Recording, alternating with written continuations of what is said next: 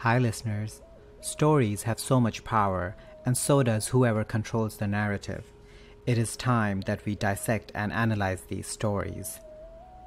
I am Vipul, and this is Woke Tales.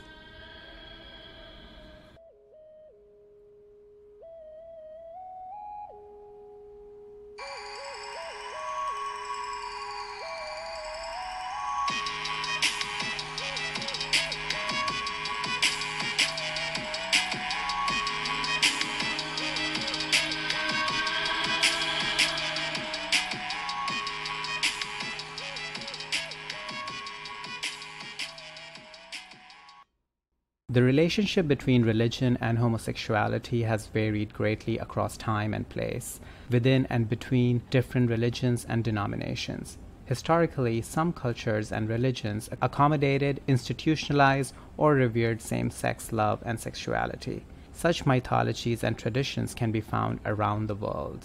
Today's story is the story of the rabbit god, a Chinese mythology. But before we get to the story, I want to introduce Dr. Or Porath. Dr. Porath is a postdoc scholar at the University of Chicago.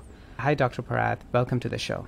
Hi, hello. Thank you for having me. Thank you for joining. Can you tell us a little bit about your research background? Sure. So I'm a postdoctoral researcher in the Department of East Asian Languages and Civilizations at University of Chicago. I work mainly in the field of Buddhist studies, and I have broad interests in East Asian religions, the history of gender and sexuality, and monasticism. I look specifically into Japanese religions, their doctrines, practices, and the intersection between Buddhist worldviews and issues of gender and sexuality. Right now, I'm currently writing a book on a ritual from medieval Japan from the 1500s and the 1400s called Chigo Kanjo, the consecration of acolytes. And that was a medieval male-male sexual rite of passage that was doctrinally supported by Orthodox Buddhist teachings. Probably one of the only examples in the world, as far as I know. Wow, that sounds really interesting. And good luck with your book. Do you already have a timeline for when it is going to be ready, or is it in very initial phase? Oh, you should ask about that. I mean, sorry. No, I'm joking. It's I'm working on it. There are a few chapters written. I have a little bit more to write from now onward, but it's halfway done. Right. No, that's great. And good luck with that. Yeah. And I should have known better when I was writing my PhD thesis. I think every time someone asked me how much is done, I would be like, oh right, my God. Right. Yeah, academics don't usually like to think about it, but eventually we'll write the book and it's over and we're happy. Absolutely. So your research expertise in East Asian religion and gender and sexuality make you the perfect person to dissect and analyze today's story with me. So without further ado, it's story time. Tu'er Shen is a deity in Chinese folklore who manages the love and sex between homosexual men. His name literally means rabbit deity.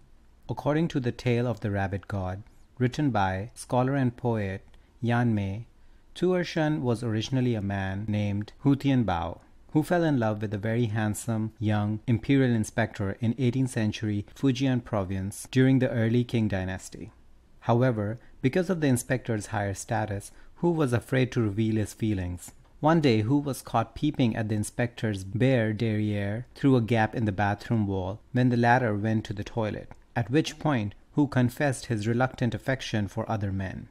The imperial inspector was outraged and had him sentenced to death by beating for offending a nobleman.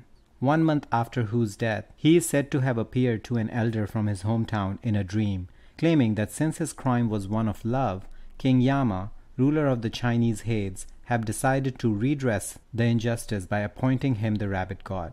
As such, his duty was to govern the affairs of men who desire men. In the dream, he asked the man to erect a shrine to him. When he awoke, the elder obliged by exhorting the fellow village folk to raise money to erect a temple to Hu Tianbao and name it the Rabbit God Temple. In return, the rabbit god responded to his adherents' prayers without disappointment.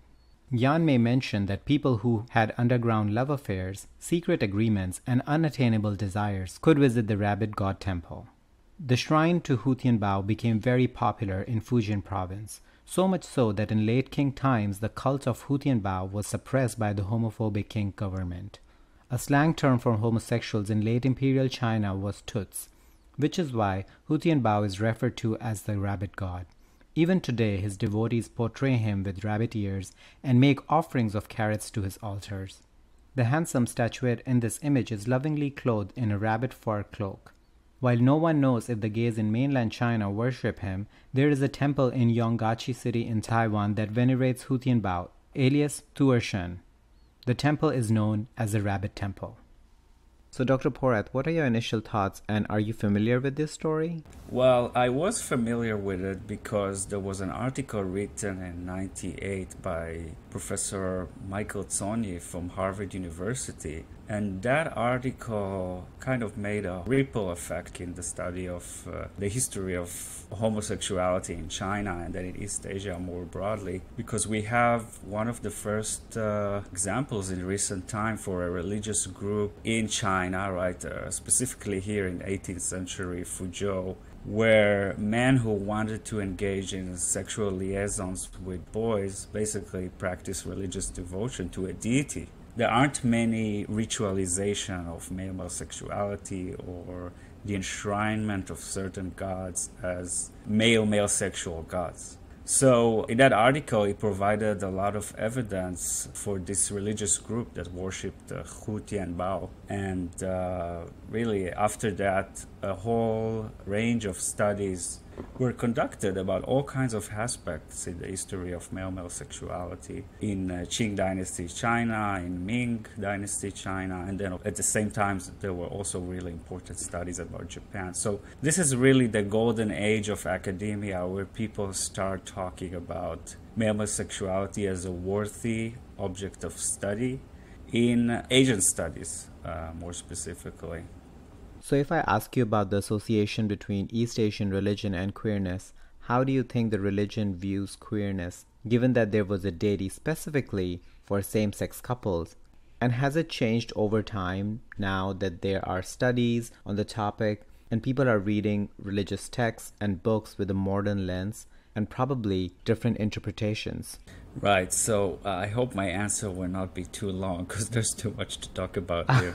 But, there are multiple religions in East Asia, right? If we just talk about China and Japan, just to limit the discussion, we have Buddhism, which is a foreign religion, but it became very popular and entrenched in both China and Japan. In Buddhism, of course, human desire is the root of all suffering. Mm-hmm. Desire is, in many texts, Buddhist sutras, is described as a scorching flame that envelopes all of us and makes us cling to objects. So the idea in Buddhism is that we are all imprisoned in this cycle of birth and rebirth, and desire ties us even further to that, right? And the goal is to transcend this cycle and become a Buddha. So really what you have to do in Buddhism is to uproot desire, which releases you from endless suffering. And sexual desire is one of the worst things out of all desires. It's certainly not the worst, but it's pretty bad. Simply because when you desire things and then they lead to pleasure, the greater the pleasure, the stronger the imprint it leaves on you. And then you seek desire all over again. And so sexual desire is especially problematic and intense. It produces intense pleasure, what we call orgasm, right? Mm-hmm. So Buddhism always regarded sensual desire as dangerous, but it was not the only desire. There's desire for food, there's thirst, greed, yearning for material things. So I think it's a little bit misleading to just focus on sexual desire as the worst thing, but definitely it's there, it comes up. And sexual acts, which is really the acting upon sensual desire, for monks in Buddhism, it's considered the most serious offense. So technically, according to the text, you're not supposed to engage in sexual acts at all. It doesn't matter whether it's gay, queer. But the reality is different. Japanese today, they can marry women, they can have children. And Chinese society as well persistently devalues celibacy because there's this ethos of having children, of worshipping the ancestors.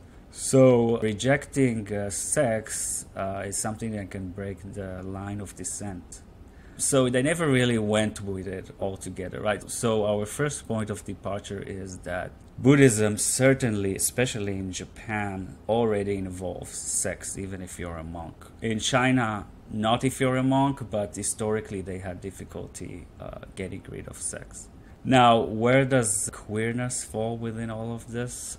If you look at the actual texts that many Buddhists nowadays read, the Buddhist monastic code, right? They're called Vinaya in Sanskrit. There's actually an outstanding diversity of sexed and gendered beings. I don't know how to call them otherwise. I mean, we could call them people that have queer erotic desire. So you have a group of people that we can retroactively call queers. They're called Pandaka in Sanskrit. And they encompassed a wide range of individuals, including, I'll give you a few examples, passive male homosexual, somebody who's suffering from genital abnormality, so sounds like intersex, men who lacked penises, sexless beings. So these kind of people are mentioned a lot, and of course they were looked down upon. They couldn't be ordained into the Buddhist community.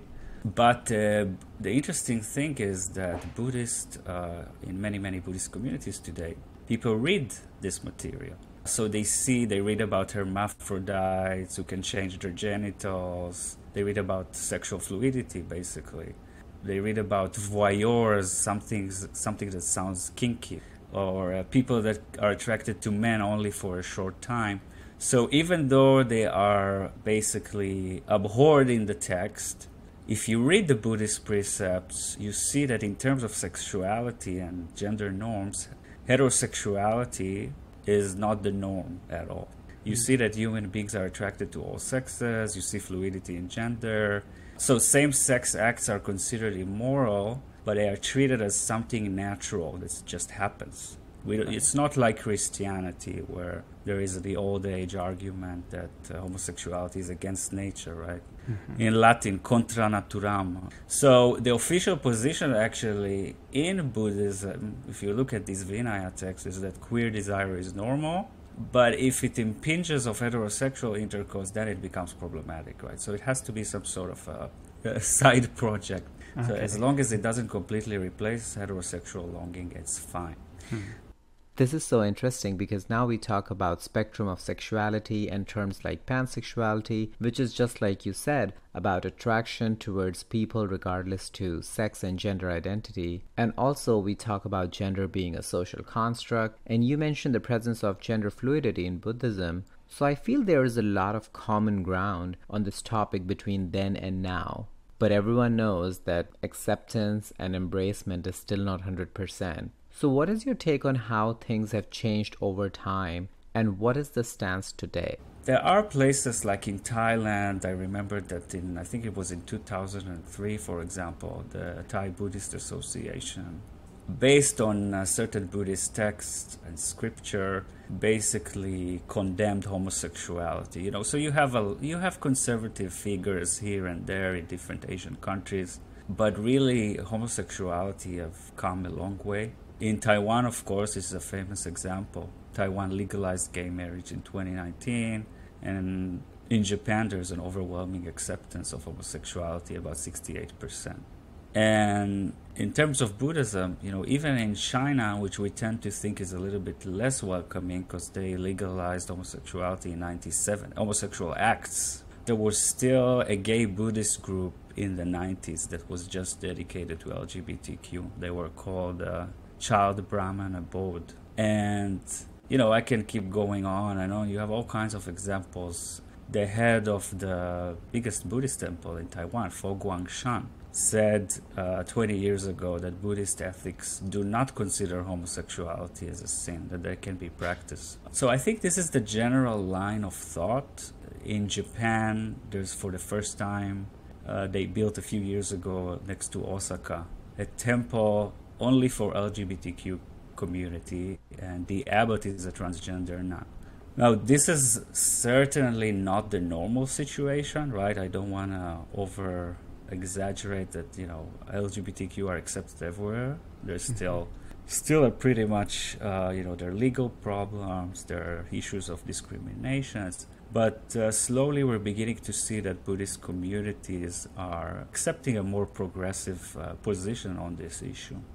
So it used to be normal, maybe not ideal, but still accepted and considered normal and natural. And now the stance is also somewhat progressive, but seems like somewhere in the middle, the societal norms and traditions got mixed up with the religion. And I guess they kind of amalgamated, and I guess that's when the queer population felt more excluded or discriminated against. Right, and that the traditional kind of morality and system of ethics in China is Confucianism, right? It's not Buddhism. Mm-hmm. And so what you're talking about is a sort of local or more familial tradition that somehow got in the way here. That comes from Confucianism, where there's a very strong ethical role in the family, and gender and sexuality is defined in familial terms. Women have to become wives and mothers, and because there is a focus on ancestral worship, sons were expected to continue the family line.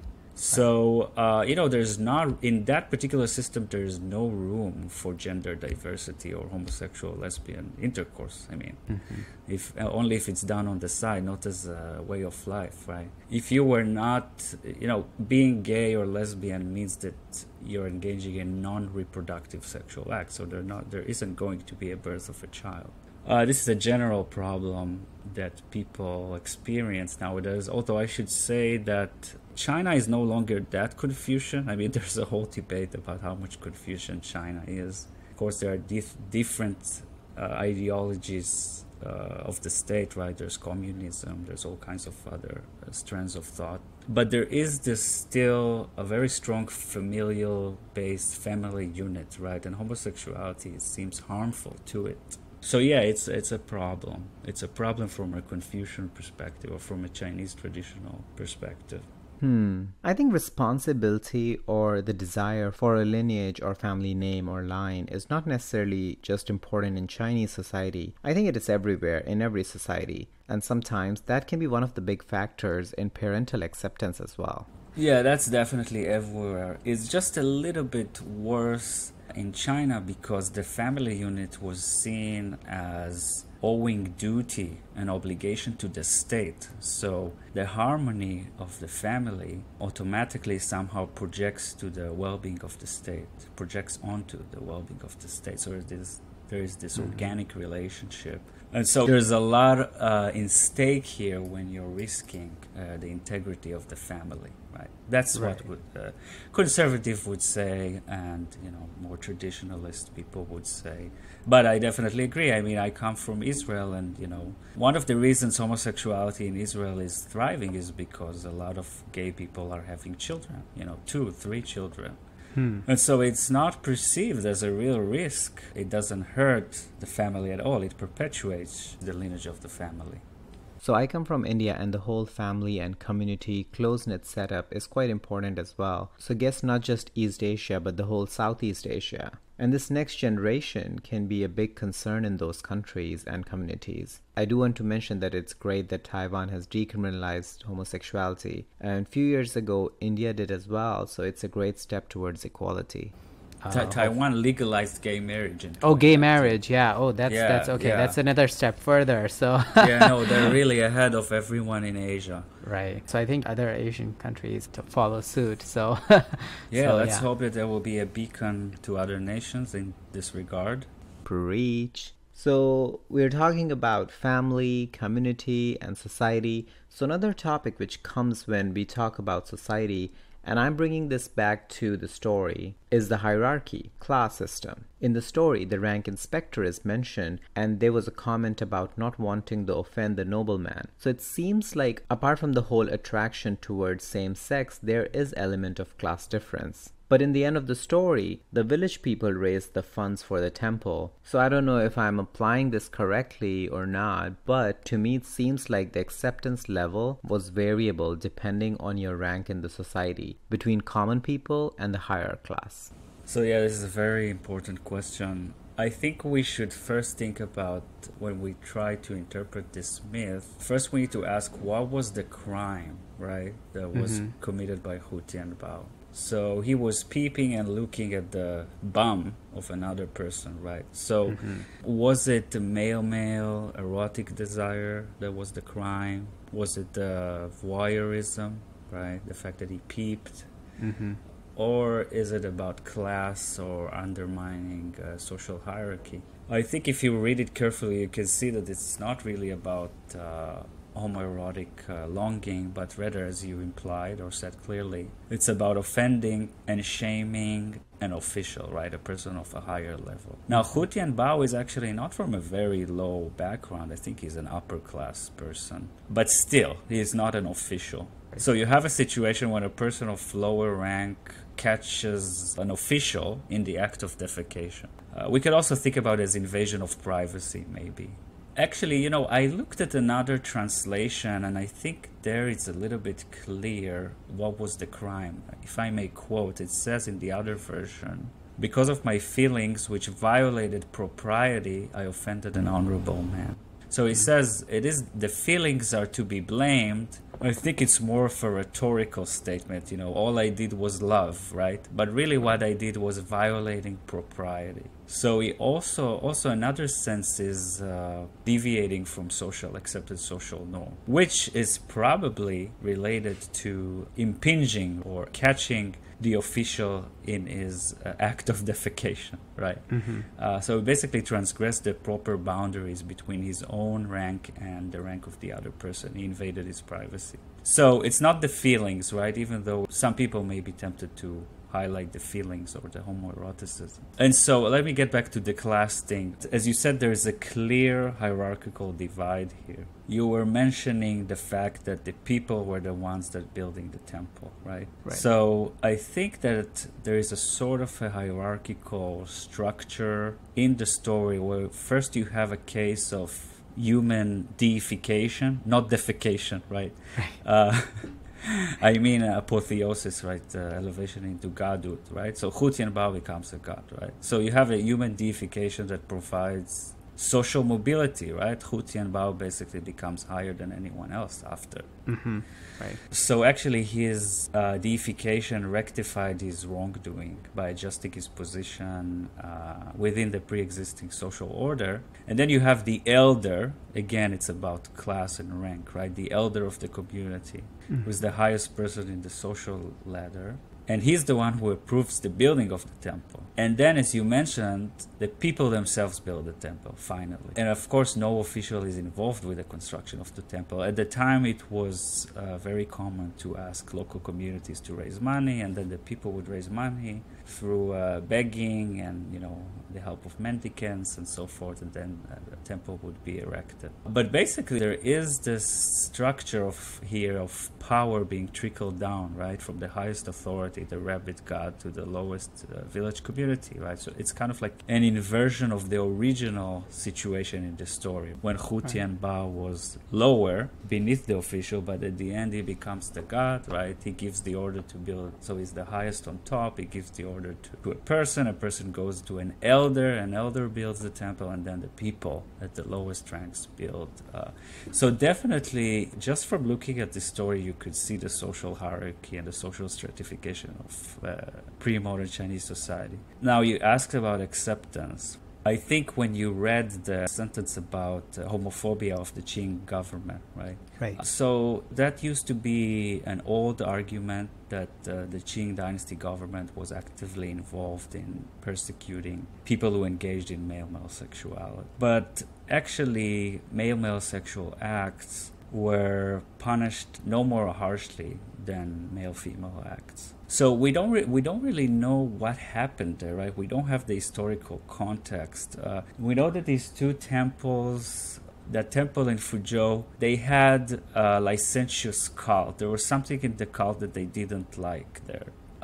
Is it male sexuality? We're not sure. Maybe it was just the fact that sexuality was worshipped, because they had an icon, and I'm not sure it's mentioned in your version, but there's an icon of a man holding a younger boy from behind, and then they worshipped that icon in the temple, and they smeared pig intestines on it and all kinds of organs of animals. So there's also the defiling aspect of it. It sounds for many Chinese people that may be concerned with purity and with morality, it could just be the sexuality and the defiling aspect of use of animal corpses that bothered them. We don't know for sure, but certainly male sexual acts in Qing Dynasty were prosecuted only if they were either rape, child molestations, or part of a context of a major crime, like homicide. There weren't, male people who engaged in homosexual acts were not actively persecuted. If you look at the literary sources, there's abundance of mentions. It was a hallmark of elite status, right? That people from actually elite position were engaged, were having sex with younger boys, or they would become patrons of actors in the opera. Still, that doesn't mean that homosexuality was accepted everywhere. Right? We have to remember that people that come from an elite status can have the ability to flout convention and get away with things, right? Right. So which is even true today, to be honest. Right. So yeah. There is this temptation to read all of these literary texts and say, oh my God, all of these aristocrats were just having sex with boys and it was accepted by everyone. But the fact is that if you look at the legal records, sometimes people are imprisoned or punished. That's because the acts were related to another crime. Maybe there was a robbery or where there was a murder or something. And then somebody actually bothered to report it. And then people would be imprisoned. Yeah, so we need to think about this carefully, not to too easily draw conclusions about acceptance or tolerance. What really bothered the Qing authorities actually was violations of female chastity. So people who would have sex outside, heterosexual sex outside of marriage were punished severely, right? Because it was seen as the Qing state wanted to strengthen the family unit and tie gender roles closely to normative family roles. So, any sex that breaks apart that harmony was bad, right? So homosexuality, as long as it's on the side, it happens, unofficially, the Qing government never really cared. What happened with this Hutian Bao temple? We don't know. I mean, my gut feeling is that the defilement in the temple was probably... But, I'm actually an expert of Japanese religion more than Chinese religion. So I would encourage reading more about it. I like the part that the authorities had equal treatment for homosexual and heterosexual couples, even if it was in an unofficial capacity. So I guess to a certain extent, there was a sense of fairness and privacy. And And the punishment was more so for the crime like rape, abuse, in this case peeping, and not necessarily for sexual acts one would participate in with consent. So, right, and it doesn't impinge on the family unit or hurt in some way. It doesn't become a norm, right? And we're talking about Qing China. In Japan, there's a whole different situation in pre-modern Japan, where it was simply happening without any trouble. We can go into that later if we want. But yeah, certainly in China, as long as you weren't raping, child molesting, committing a crime, or somehow destabilizing the family unit, you were fine. Unless somebody really, really hated you and then reported the crime and then a higher official bothered to actually put you in prison or punish you. Right. It wasn't that much of a big deal.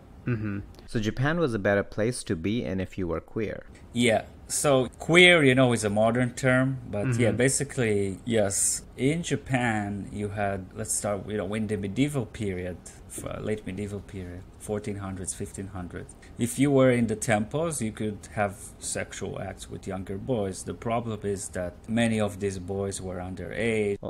And so, our norms don't allow it. And it would be wrong to romanticize it. Right. But later on, in the 1600s, 1700s, you have this culture, urban commercial culture, that is secular, right, where men engage with each other. Again, it's an age-structured, intergenerational relationship, though there's always an adult and a youth.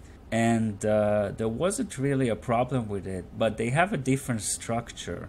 When let's say you were a youth and you fell in love with an older man, but then at a certain age, as a youth, you undergo coming-of-age ceremony, and then you become the adult. And then you choose whether you have sex with men or women. Many people just establish a household and marry a woman. So it's just a different construction of, a cultural or social construction of sexuality from our day and age. And those that were exclusively male lovers, they were called the onnagirai, so the women haters. And they were made fun of. Actually, just ridiculed in literature.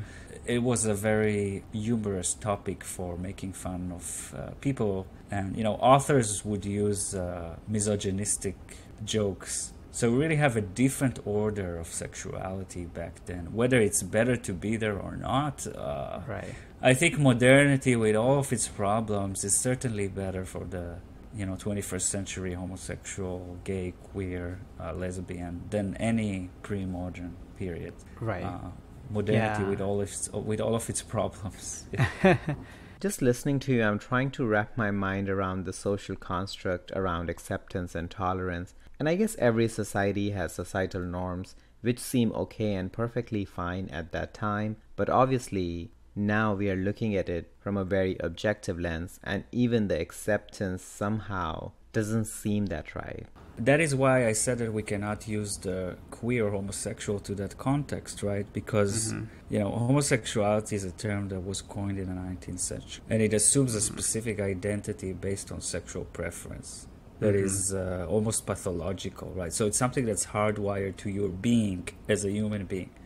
Now, in that Japanese context, is it really something that is carried with you your entire life? No. There would be people that would go one day to, in Tokugawa, Japan, in the 1600s, 1700s, there would be people that one day would go to a brothel and have sex with female prostitutes. The other day, they would go visit a male kabuki actor. Sometimes people would do both. Sometimes they would go once to a male kabuki actor and never come back again. So are they gay? Are they queer? It's not the same thing. Yeah. So it's very difficult. That's why you have a lot of people that argue in favor of social constructionism, that sexuality is basically socially and culturally conditioned. Personally, I wouldn't go as far as that position and say, the society is everything at that state. I think it's a combination of biological, I'm not a science, but definitely there's something biological, there's societal influence and upbringing, and then something happens. But certainly society has a decisive influence of what happens in your sexual life. And that's what these cases show.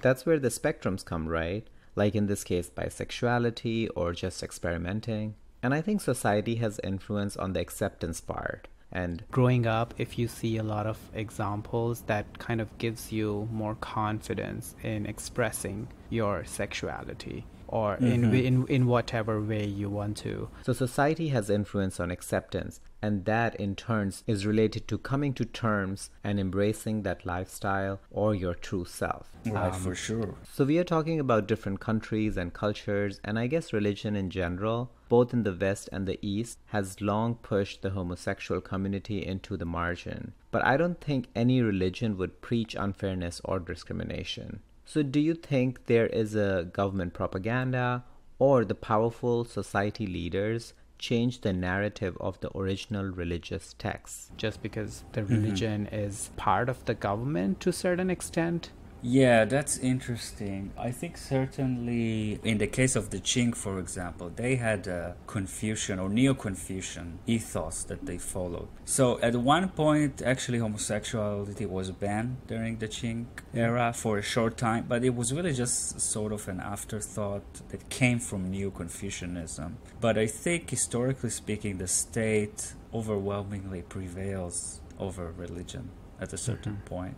And then you have other social mores and considerations. For example, with the advent of modernity, you have a scientific discourse, right? Governments are trying to become rational. In China and Japan, they all of a sudden get this flow of scientific discourse from the West. And then they read about homosexuality and they start learning new things. That's actually when homosexuality becomes criminalized or a problem in a more meaningful way. So we have in the story an example of a temple that's being persecuted and destroyed.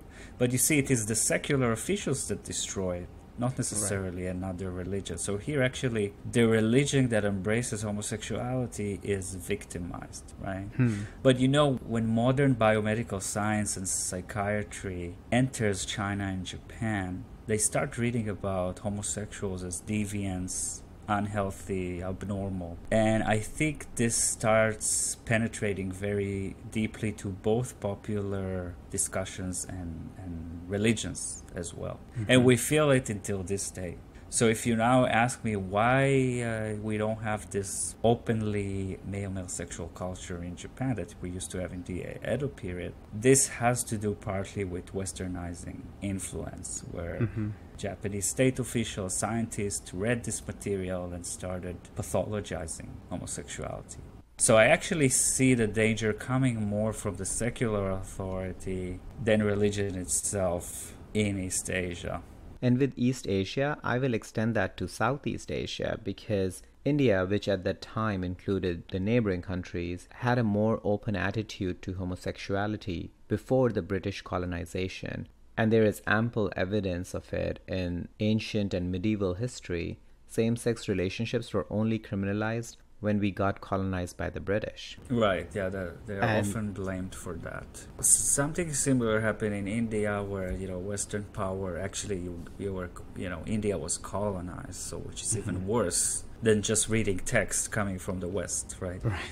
So, and then you have these laws of sodomy that are imported from Britain, right? So that had a devastating effect for sure. So there is openness to sexuality in India a lot throughout history, right? Right. Whether ancient or medieval India, fluid sexuality was present in the society. One can see depictions of homosexuality in temple imagery, sculptures, sacred narrative, and religious scriptures, explaining the presence of homosexuality in Hinduism. Even under Muslim rule, there are written narratives and depiction of homosexuality in Mughal chronicles about Babur, who founded the Mughal dynasty, Alauddin Khilji's son, Mubarak. In Hinduism, there are temples of Khajuraho, Sun Temple, caves of Ajanta and Ellora. And like you said, sexuality is a big part of Hinduism. Everyone knows about Kama Sutra, by the way, which also has a complete chapter on homosexuality. So after British colonization, they brought their own rules to India, including criminalization of homosexuality, even though it didn't conform to India's attitude towards homosexuality. It was more to do with their Christian belief system. In 2018, Supreme Court of India decriminalized homosexuality and stated that history owes apology to the LGBTQ community and their families, recognizing homosexuality as a natural part of human sexuality. So even though the court's decision has taken India back to its roots, it will take time to change society's attitude towards something they grew up thinking as wrong. Where consent is the only thing society cares about. And if it's between consenting adults, it's okay, it's cool. So I guess we'll see if we can live to see that day. Hopefully.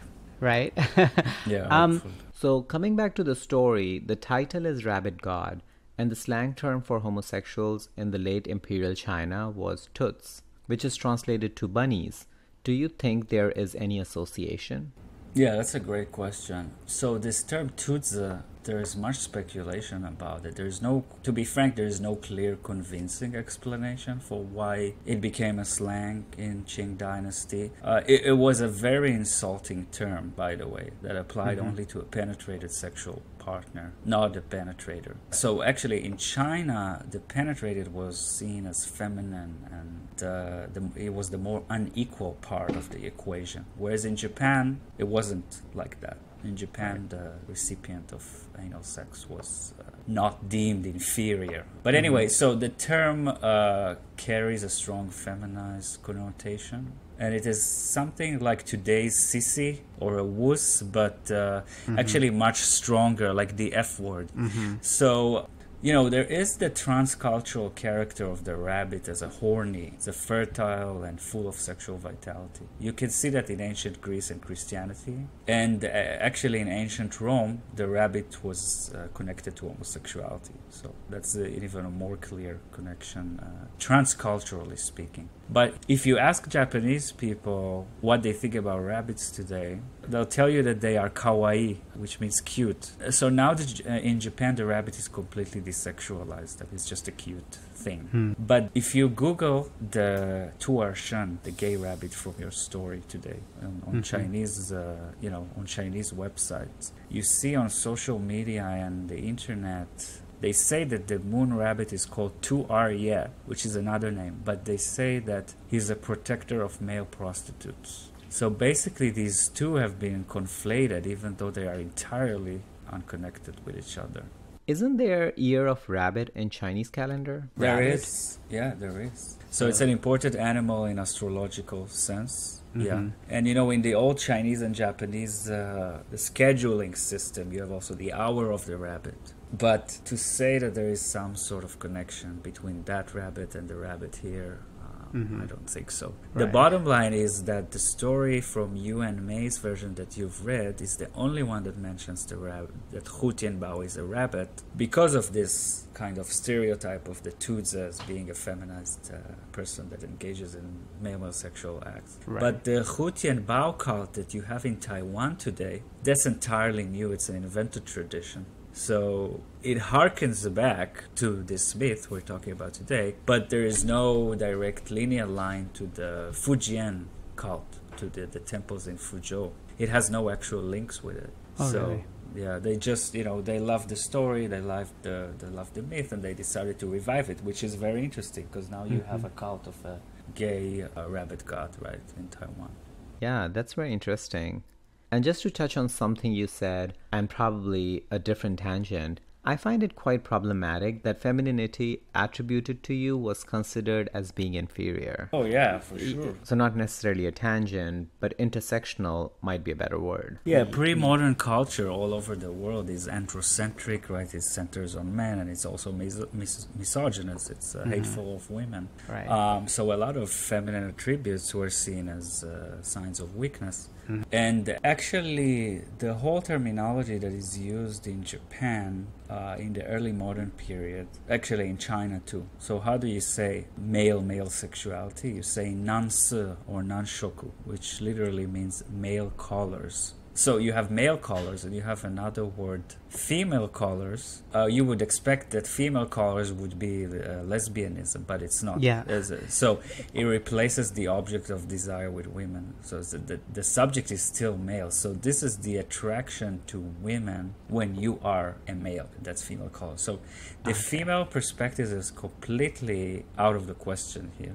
Wow. This needs to be exposed and then problematized and deconstructed, right?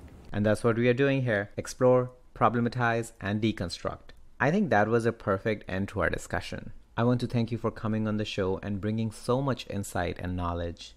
Oh, sure. It was a pleasure. And today is the last day of Pride Month, so happy Pride. Yeah, happy Pride. All year round and not just the month of June. Yeah, of course. On that note, bye for now. Bye-bye. Let me know your thoughts on the story and our discussion by emailing me on woketailspodcast@gmail.com or through social media @woketailspodcast on Instagram and woketailspod on Twitter. And please rate, review, and like Woke Tales Podcast, and don't forget to subscribe so you can easily access our weekly stories. If you have any story recommendations, or if you want to come dissect and analyze a story with me, give me a shout out on email or social media, because whatever you do, keep dissecting and keep analyzing.